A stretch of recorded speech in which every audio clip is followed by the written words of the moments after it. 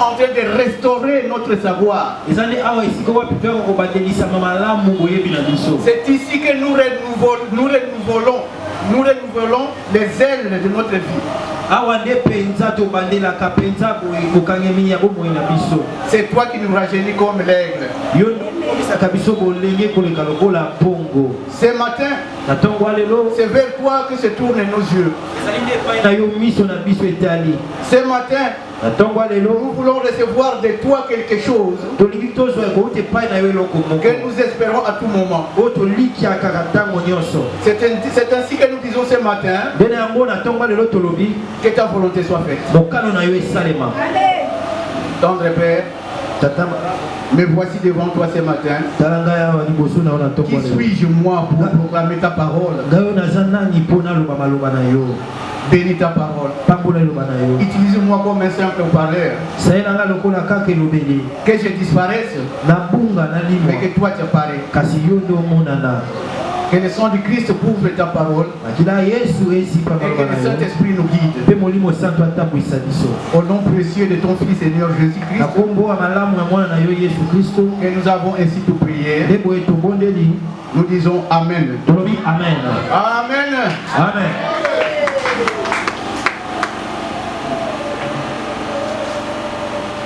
Bien-aimés dans le Seigneur, il y a plus qu'un mois, le Seigneur nous a parlé. Je vous apprends que le Seigneur nous aime.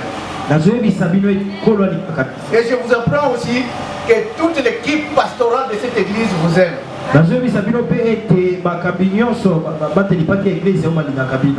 Chaque fois nous parlons de vous. Chaque fois nous voulons vous voir être bénis. Nous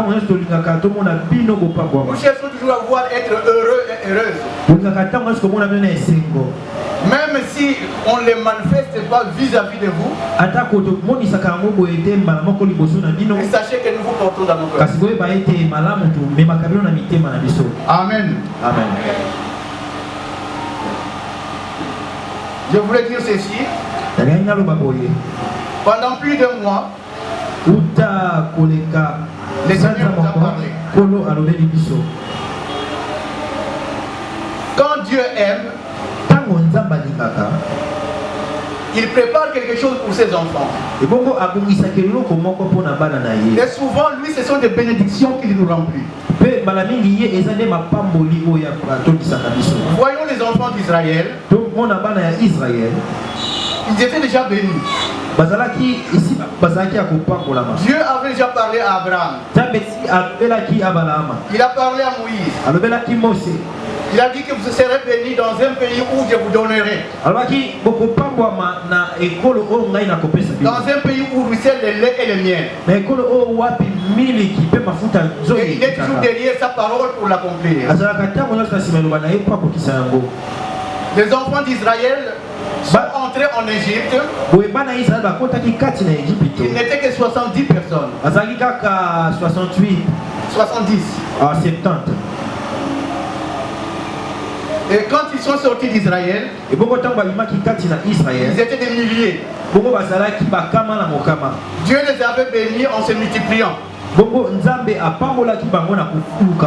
Mais leur bénédiction n'était pas en Égypte. Ils ne devraient pas rester éternellement en Égypte. Ils devraient partir dans les pays où le Seigneur avait promis de leur donner. Dans les pays où ruisselle le lait et le miel.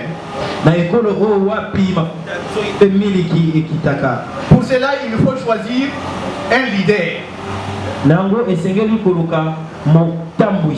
Il avait choisi Moïse. Moïse a pris cette charge. Je ne vais pas rentrer vraiment en détail.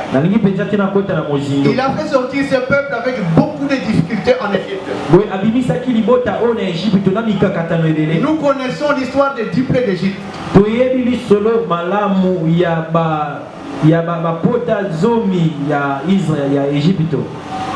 Ils ont marché dans le désert vers la terre promise. Vers la terre promise. Mais Dieu ne bénit pas à la légère. Il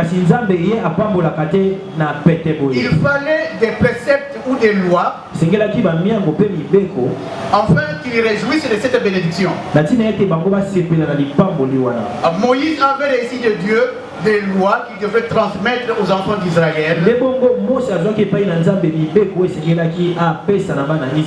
De manière qu'ils respectaient ces lois. Une fois dans la terre promise, les bénédictions vont pleuvoir. Ils ne vont pas chercher des bénédictions, mais les bénédictions vont les suivre. Et nous connaissons l'histoire. Les enfants d'Israël étaient un peuple au cou héroïque. Bana ya Israël bazaki libota o penza lolenge na bango akosala ezaki obeta mamingi bisolo. C'était terrible, ils ont même fait pécher Moïse de manière qu'il n'est pas lui-même, il n'est pas entré dans la terre promise. Ba tindika ki atako Mose asumuka ebongo yeboko Mose kutu akotaki na mabele na kate. Il y a d'autres qui ont été engloutis par la terre s'était ouverte parce qu'ils ne respectaient pas la parole de Dieu et ses préceptes. Et ça, nous sommes kutu ba ndaki na mabele pour mabele melaki bango pamba te bango ki kotosa mimbe kope ba miyango wana. Tous ceux qui avaient l'âge au-delà de 20 ans qui allaient vers la terre promise, tous ont péri. Ils ne sont pas entrés dans la terre promise. Ba ebanso bazalaki na mvula Jominami balé bango koleka bakotaki tina mabele la ka bakufaki bango nyonso. Parce qu'ils s'attachaient toujours à l'Égypte. Ils ne respectaient pas les lois que Dieu avait données. Amen. Amen. Et ceux qui ont persisté, ils sont entrés dans la terre promise. C'était une promesse de Dieu qu'il avait réalisée lui-même. C'est la même chose pour notre église Sepal. Dieu nous a déjà bénis. Et il continue à bénir. Mais il trouve que cette bénédiction n'atterrit pas normalement et entièrement sur ses enfants. Il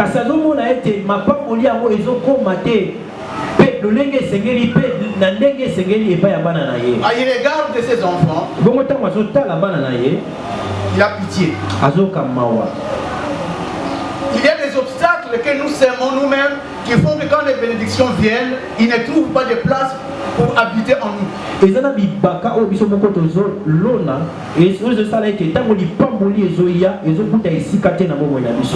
a travaillé à travers son serviteur, le visionnaire, le pasteur Doudou. Plus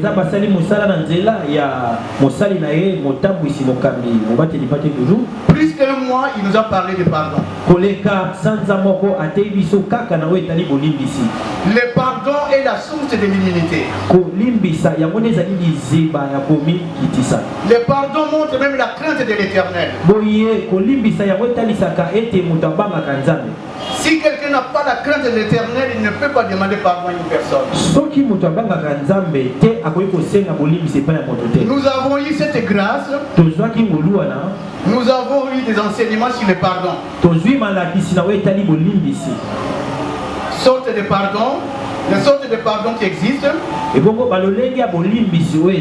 Pardon par l'aide de l'Esprit Saint.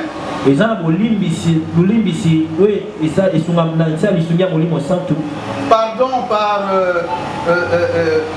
savoir comment pardonner et qui pardonner. L'importance du pardon. Nous sommes passés dans des enseignements qui sont des sources de maladies psychosomatiques. 90% ce sont des maladies qui viennent en nous parce que nous avons des charges intérieures.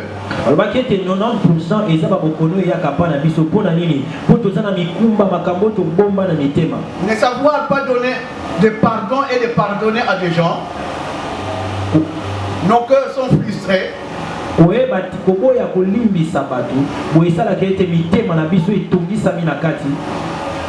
Parfois quand nous dormons avec des colères, L'estomac travaille pendant qu'il est vide et cela nous donne des gastriques. Petango mosusu tango tolala kana se akanda boko estomac yango esalaka nzoka nde eza na eloko te nde bongo botaka bokono ya gastrique. Bien-aimés dans le Seigneur, Jésus-Christ nous aime. Yesu Kristo alingaka biso.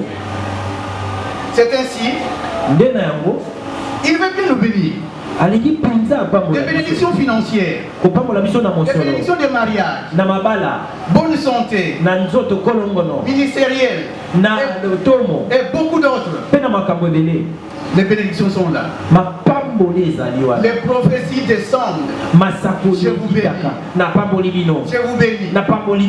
Mais chaque fois nous venons, on trouve qu'il n'y a rien.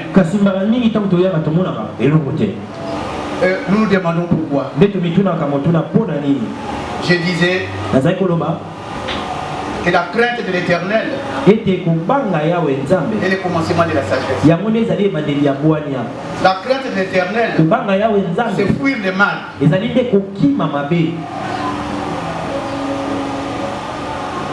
Dieu regarde en général, nous n'avons pas sa crainte parce que il n'y a pas d'humilité envers nous. Nzambe tango azotala na boyike aotala biso banso boye azomona ete kati na biso kobanga nzambe ezali te bongo komikitisa ezali te. Il regarde à travers nous manquons même de manière de nous exprimer, enfin les conseils ou bien des réprimandes que nous donnons à quelqu'un soit doux. Po ete nzambe tango azotala kati na biso azomona ata kololenge na biso ya kopesa moto toli to pe ya kososolisa moto mabe oyo asali ezangi bopolo. Nous sommes très colériques. Nous sommes des gens qui n'aiment pas de conseils.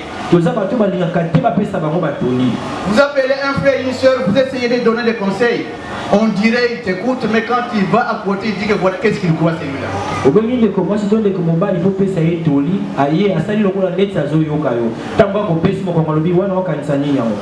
Nous ne savons pas pardonner et nous ne demandons pas pardon. Nous avons toujours raison.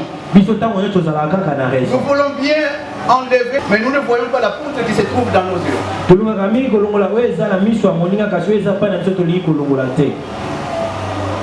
Nous ne reconnaissons pas nos torts. Enfin de les délaisser. Alors, il a parlé à travers son serviteur et nous allons décortiquer que dit la parole de Dieu.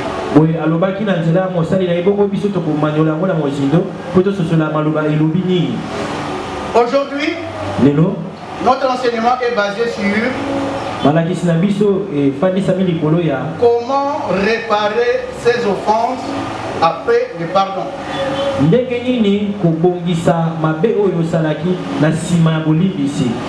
Nous allons les partager en 3 parties. 1. Réparation entre chrétiens et chrétiens. 2.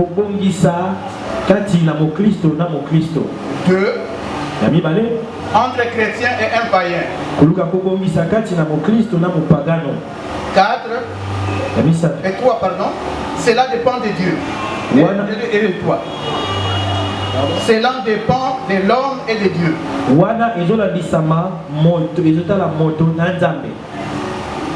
Ouvrons nos Bibles et lisons dans Ézéchiel 33.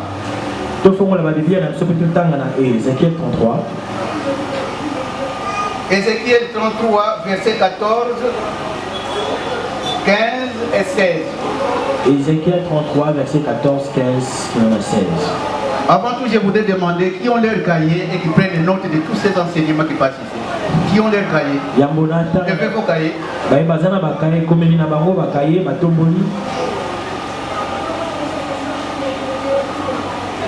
Les autres ont des disques durs dans des cartes mémoire dans la tête.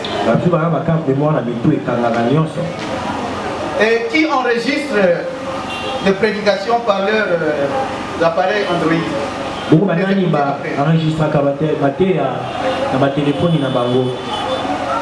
Vous savez, nous quand on grandissait dans le Seigneur au début, j'étais portier. Oui, maintenant les gens ont honte qu'on les appelle des portiers.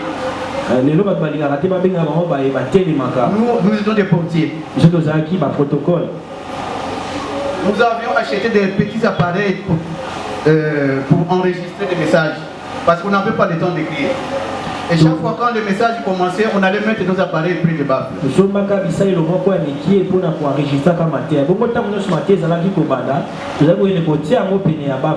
On écoutait les enseignements après. Parce qu'on devrait vigiler dans l'église.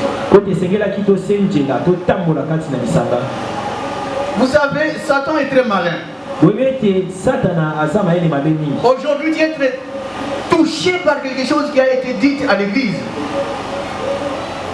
Aujourd'hui, vous pouvez être touché par quelque chose que le prédicateur a dit à l'église. Mais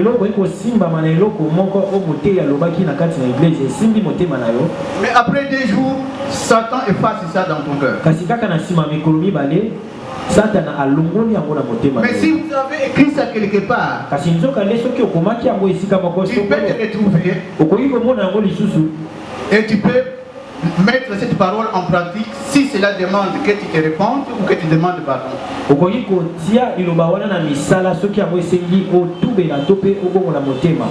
Comment réparer ces offenses après le pardon?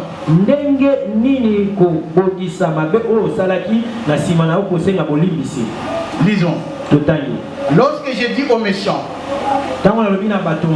tu mourras, s'il revient de son péché et pratique la droiture, s'il rend le gage, il restitue ce qu'il a volé ou ravi, sans commettre l'iniquité, il vivra. Il ne mourra pas. Tous les péchés qu'il a commis seront oubliés. Il pratique la droiture et la justice. Il vivra. Alléluia. Je voulais dire par là que le pardon seul ne suffit pas. Moi je connais une personne qui m'a personnellement contacté il y a quelques années, qui me dit papa Seba, je te demande pardon pour tout ce que je t'ai fait. Je regarde la personne. Et moi je ne sais pas ce que tu m'as fait. Comment je peux te pardonner? Dites-moi ce que tu m'as fait. Dites-moi que si ton pantalon avait disparu, c'est moi qui l'avais vendu. Dites-moi que si tu n'as pas eu de promotion, c'est moi qui t'avais trahi. Dites-moi ceci et cela.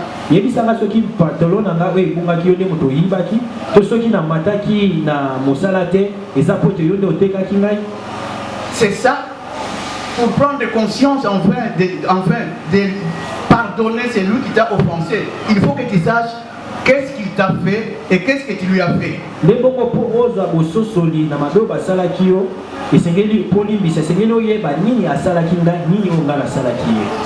C'est pour ça que nous venons de lire cette place et ce verset. Donc Dieu dit si les méchants, si Dieu dit que les méchants mourra, mais si ce méchant-là revient à ses péchés, il reconnaît ce qu'il a fait. Il reconnaît ce qu'il a fait. Il dénonce ce qu'il a fait. Il dit tout ce qu'il a fait. Et il renonce à ça. Il reconnaît, il dénonce, il renonce et puis et il répare. Cet homme sera pardonné. Et la parole de Dieu dit tous les péchés qu'il avait commis antérieurement seront pardonnés. Alléluia. Amen. Alléluia. Vous ne trouvez pas que c'est bon? Pour avoir pouvoir demander sincèrement le pardon et restaurer ce que tu as volé et dire que je ne ferai plus ce que je fais. Dieu oublie tous tes péchés antérieurs. Alléluia. Je vais vous donner un petit exemple pour moi-même. Parce que souvent on dit la Bible et la Bible et la Bible. Juste pour ce que nous venons de lire. Il y a quelques décennies, j'étais encore très jeune et j'ai travaillé à Goodyear avant que ça ne change de nom.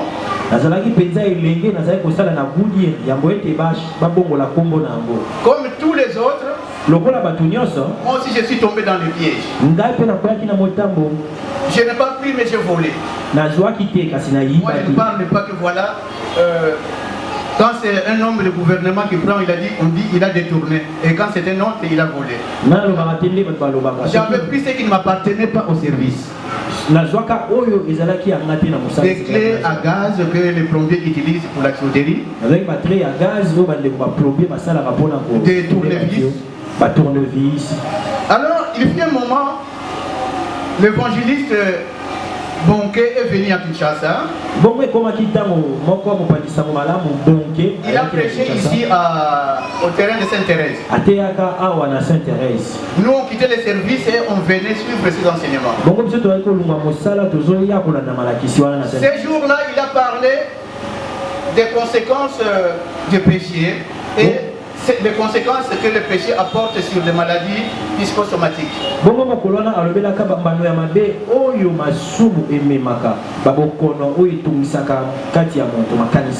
Il a dit beaucoup sont malades et ces maladies-là ne viennent pas des démons.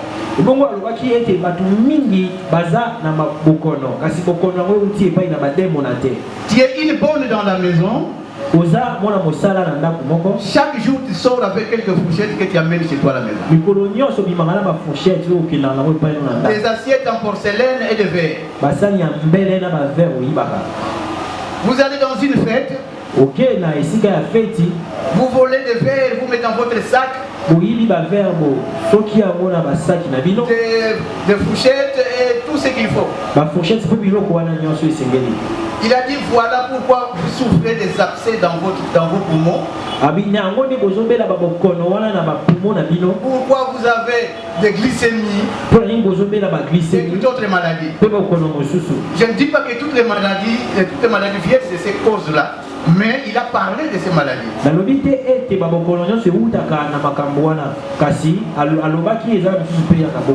Alors j'étais touché dans ces enseignements. J'arrive à la maison. Je rassemble tout ce que j'avais pris. Clé à gaz, tournevis et tout ça. Je mets ça dans les sacs. Le matin, je vais avec au service. Entrer avec, il n'y a pas un problème. On ne fouille pas nos sacs quand nous entrons dans la société. Mais si ce sont des choses personnelles, il faut les déclarer à la porte. Sinon, à la sortie, on te prendra pour un voleur. J'ai remis ces choses-là là où ils étaient. Je me suis senti apaisé. Après les services, je rentre à la maison. Le soir, je prie et je m'endors. Qu'est-ce que je vois? Je viens de la société 17e rue. À l'époque, il y avait l'usine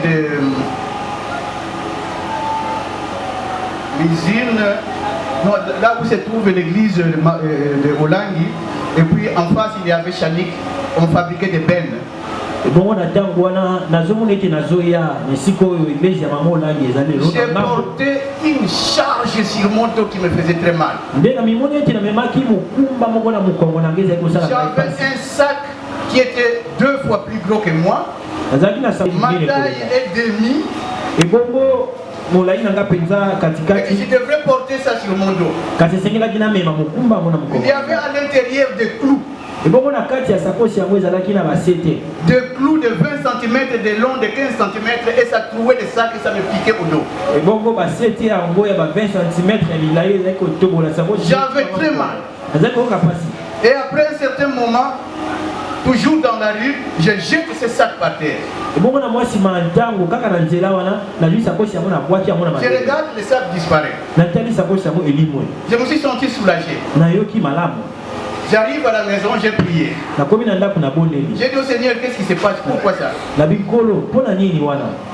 Quand je me suis réveillé,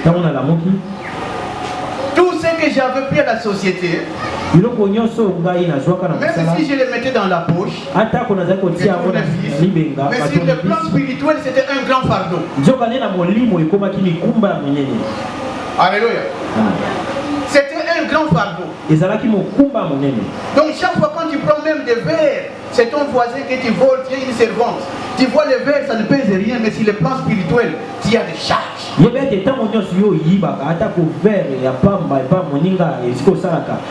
Je ne connaissais pas encore ce verset. Mais après, j'ai compris que voilà, j'ai mis en pratique ce verset. J'avais été enseigné par Bonquet ici à Sainte-Thérèse. Nous avons tous demandé pardon pour les offenses commises. J'avais reconnu ce que j'avais fait à la société. J'ai dit je ne ferai plus ça. Je prends ce que j'avais volé. Je remets à la société. Et le Seigneur m'a montré quelle était cette charge que moi j'ai portée. C'est moi qui voulais dire moi. Moi j'ai vécu ça, moi. Je n'ai pas appris dans notre personne, c'est moi. J'ai une bonne expérience. Alléluia. Alors mettez-vous ça en tête que faites attention. Alors, nous revenons à nos moutons. Nous avons dit réparation entre frères chrétiens.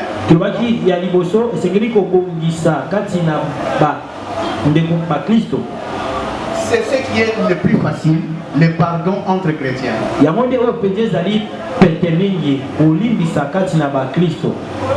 Vous savez quel genre de chrétiens avec qui la facilité se trouve pour se faire pardonner de ses offenses?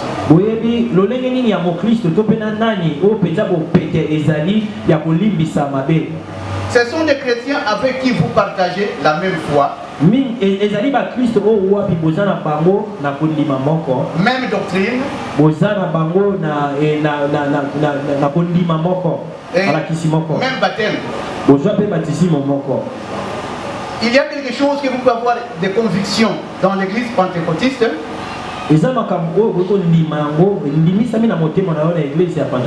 Mais pas chez les baptistes.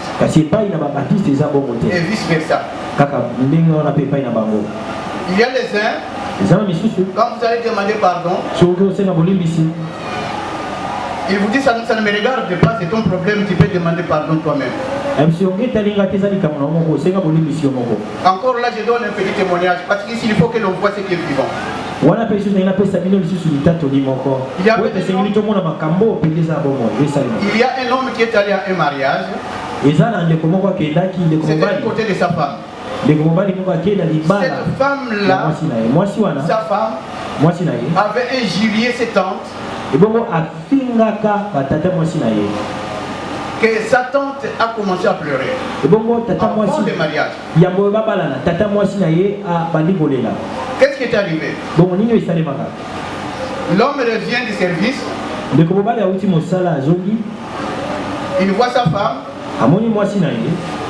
Ils disent comment va la fête? Elle dit ça va. Après le mariage, les anciens de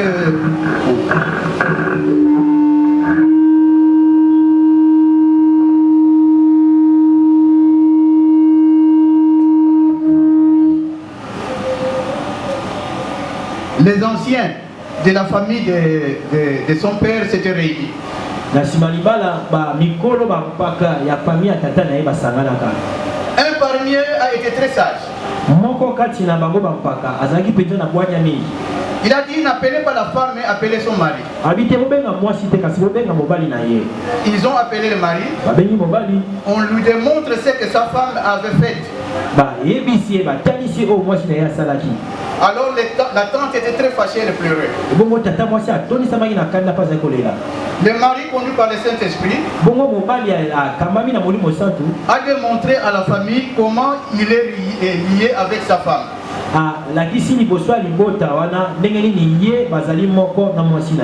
Si vous faites du mal à ma femme, c'est à moi aussi que vous le faites. Et les enfants seront victimes. Alors je demande pardon pour ma femme. Elle est encore très jeune. Pardonnez-la. Et le papa là a dit, je vous disais que voilà, appelez son mari. Il est très sage. Ok, merci parce que tu as demandé pardon. Le mari va vers sa femme. Tu t'es comporté de telle et de l'autre manière. Les anciens de la famille de ton père étaient fâchés. Mais j'ai demandé pardon à ta place. Et sa femme qui dit, tu as demandé pardon pour tes enfants, pas pour moi. Alléluia. Amen. Quel manque de reconnaissance. Tu as demandé pardon pour tes enfants, pas pour moi. Elle persiste à la malédiction. Et elle ne se réjouit pas du pardon que son mari a demandé. Mais tous les deux étaient chrétiens. C'est très dangereux. C'est très dangereux. Ce qui arrive chez les chrétiens, quand deux chrétiens se disputent, c'est seulement par manque de maturité spirituelle. Ils ne savent pas se supporter l'un et l'autre. C'est par manque de la vie chrétienne. C'est manque d'éthique chrétienne. C'est manque de caractère chrétien, comme je le disais. Il est vrai que nous ne sommes pas tous parfaits. Aussi,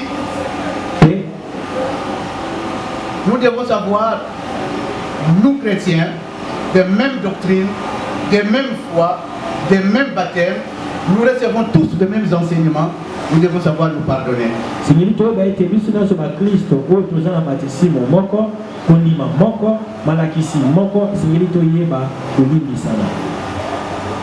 Nous allons voir ce qui est arrivé maintenant dans la Bible. Un témoignage biblique. Dans Acte 12, 25.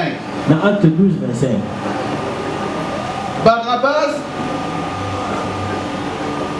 c'est celui qui avait conduit Paul à Jérusalem.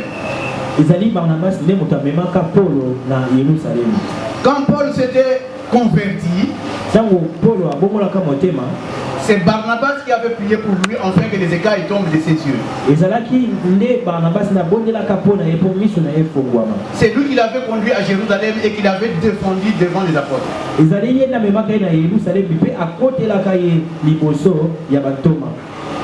Alors, dans Acte 15,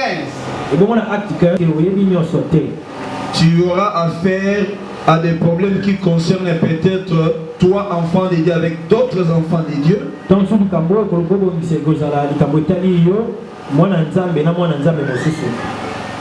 Comme aussi tu peux avoir un problème avec un païen.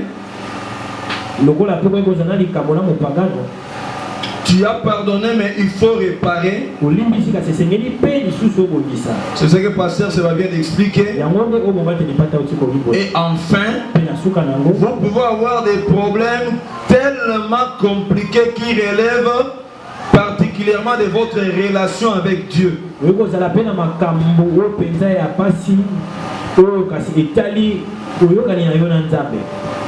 Donc la réparation exigera de vous de demander des conseils. Nous vous avons enseigné à pardonner. Mais la phase la plus dangereuse, c'est la réparation. Si tu répares bien après avoir pardonné, tu auras la paix. Si tu répares mal après avoir pardonné, tu seras blessé davantage.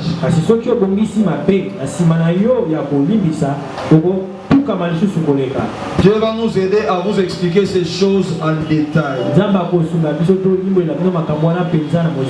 Et vous serez un peuple heureux. Et Dieu va vous ouvrir les horizons du ciel. Dieu va rétablir le don spirituel. Dieu va réparer les blessures dans le cœur de plusieurs enfants de Dieu.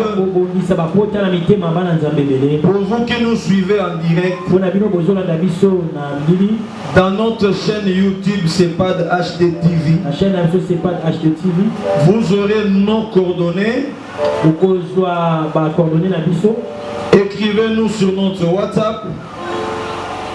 Écrivez-nous sur notre WhatsApp. Faites vos voices, c'est-à-dire des enregistrements vocaux.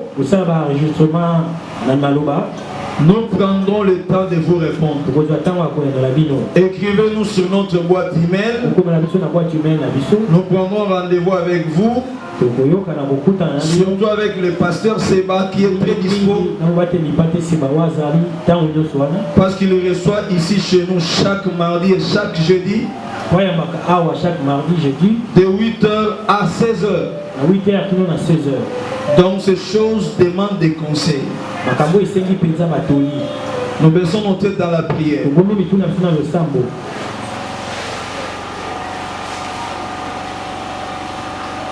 Ce n'est pas facile de réparer. Ça nous demande la sagesse du Saint-Esprit. Nous avons besoin de l'aide du Saint-Esprit. Quand Paul parle de l'amour au chapitre 13e de 1 Corinthiens, et ses caractéristiques, voire même les comportements de l'amour, c'est pour montrer comment l'enfant de Dieu rempli du Saint-Esprit doit marcher. Dites merci au Seigneur pour cet enseignement. Et tu vas demander l'aide du Saint-Esprit afin de pouvoir pardonner, afin de pouvoir réparer après le pardon. Prions le Seigneur.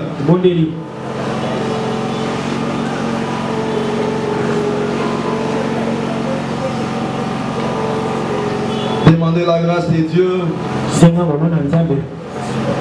Demandez la sagesse de Dieu. Demandez au Saint-Esprit de vous rappeler des choses minimes que vous avez oubliées. Quelques détails importants que vous avez oubliés. Tu en auras besoin lors de la réparation. Demande au Saint-Esprit le cœur de réparer. Vous devez réparer avec les autres enfants de Dieu. Nous devons aussi réparer avec nos autres enfants de Dieu. Nous devons réparer avec les autres hommes de Dieu et femmes de Dieu. Mais nous devons aussi réparer avec les païens. Nous devons réparer avec les occultistes. Nous devons réparer avec les sorciers. Parce que ce sont nos membres de famille aussi. Nous devons réparer avec toutes sortes de personnes. Nous devons réparer nos passés dans le foyer. Peut-être des erreurs passées qui nous rongent. Nous devons tout réparer. Nous devons tout réparer. Nous devons tout réparer.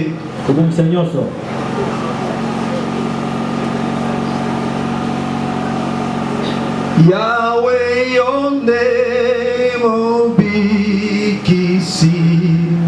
Your kelili kolonase. Tala mungu na aludi. Kobe bisa mokilio yo. Batwa maladi pasi. Balukiko swalobiko. Nazangero kwako pesa. Selo sambo. Yahweh yonde mosalisi.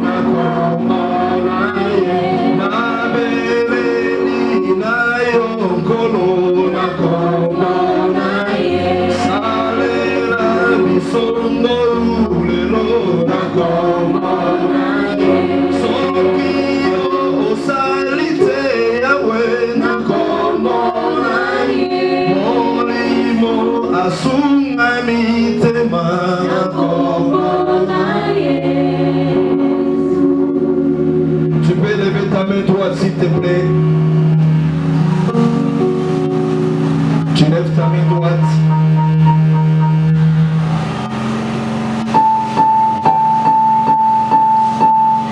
Je vais prier pour l'église. Et je vais implorer la grâce de Dieu. Seigneur, nous avons besoin de toi une fois de plus. Parce que nous voulons réparer beaucoup de choses. Après avoir pardonné, nous devons réparer. Et la réparation n'est pas aussi facile qu'on peut l'imaginer si le Saint-Esprit n'y est pas. Mais nous avons besoin du Saint-Esprit pour nous rappeler beaucoup de choses. Nous avons besoin de ta main, Jésus. La Bible dit dans Ésaïe chapitre 11 verset 2 que quand tu naîtrais sur cette terre,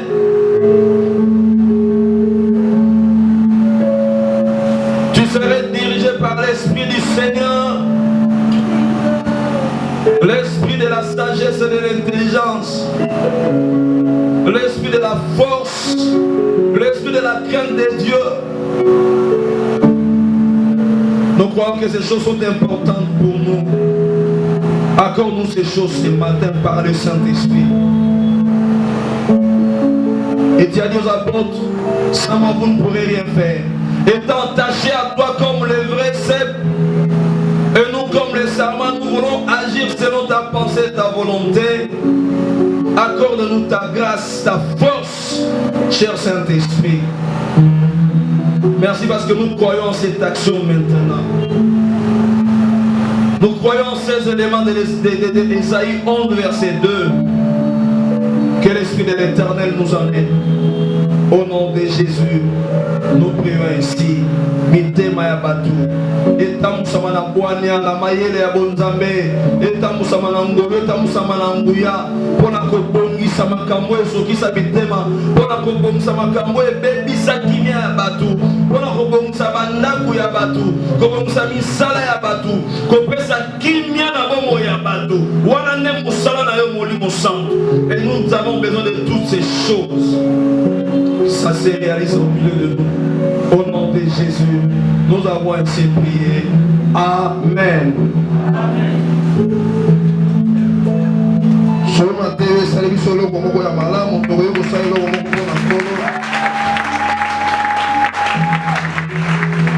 Thank